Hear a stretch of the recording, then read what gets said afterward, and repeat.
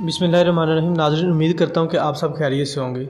नाज़रीन, आपको बड़ी खबर से आगाह करता चला जाऊँ कि आपको बताऊँ कि जब दानिया ने आमिर लियाकत की वीडियो को वायरल किया तो आमिर लियाकत ने क्या एक्शन लिया, और जब दानिया की वीडियो को आमिर लियाकत ने वायरल किया तो दानिया ने क्या एक्शन लिया, ये सारी तफसील मैं आपको इस वीडियो में बताऊँगा। लेकिन उससे पहले अगर आपने मेरे चैनल को सब्सक्राइब नहीं किया तो मेरे चैनल को सब्सक्राइब करें, लाइक करें और शेयर करना तो मत भूलिएगा, और साथ में दिए गए बेल आइकन के बटन को दबाइएगा ताकि मेरी आने वाली हर वीडियो आप तक पहुँचती रहिए।